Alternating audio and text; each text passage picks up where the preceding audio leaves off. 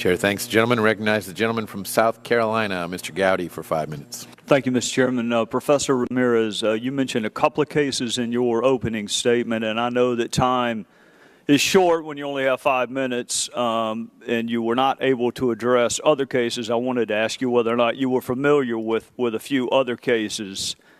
Sandy Rogers and Scotty Richardson from Aiken, South Carolina. You familiar with that case?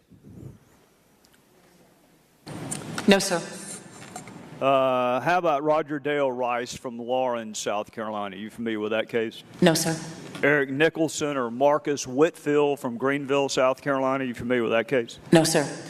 Russ Sorrow from Greenville, South Carolina? No, sir.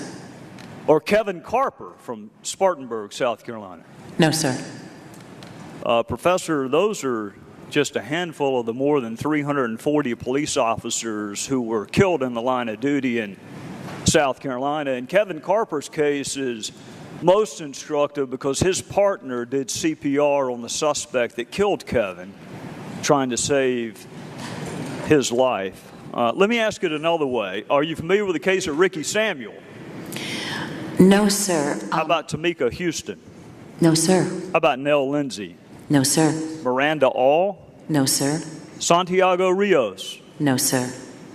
Those are all folks that were the victim of intra-racial homicides in South Carolina. And I hasten to add, there were not protests either with any of those police officer killings or any of the intra-racial killings. And I suspect you agree with me, Professor, that all lives matter. Whether you're killed by a police officer or your next-door neighbor, you're every bit as dead, aren't you?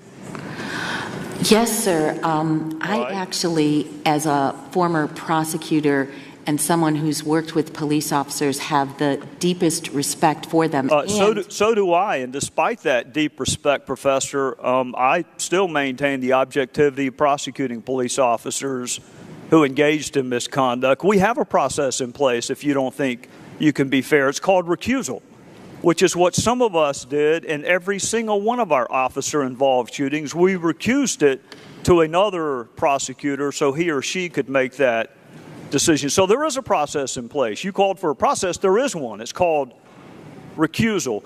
Do you know, as a former prosecutor, or can you deign what may have been the biggest impediment to our being able to successfully prosecute homicide cases, particularly homicide cases involving victims of color, in my criminal justice jurisdiction? Do you know what the biggest impediment was?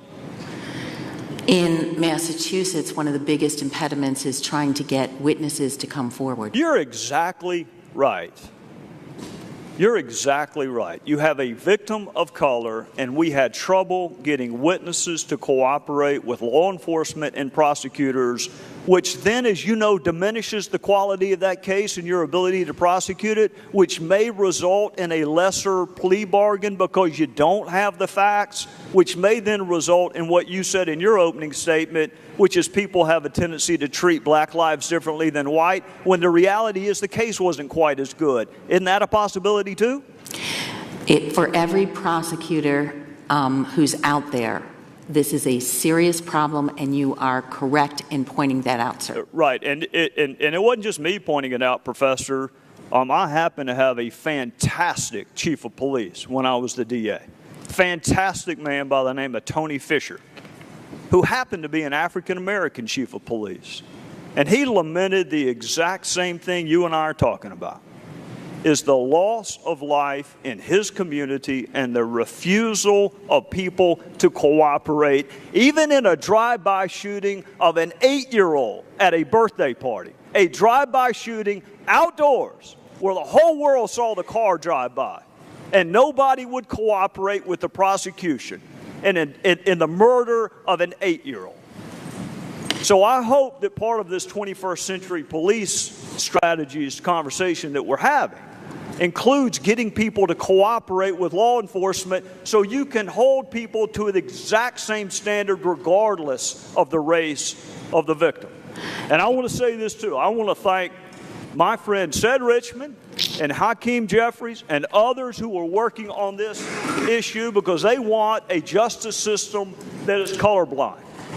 After all, it's represented by a woman wearing a blindfold, so let's go ahead and make it colorblind. And both of those guys have worked really, really hard and will continue to do so, because let me tell you what my goal is. My goal is for witnesses to feel comfortable cooperating.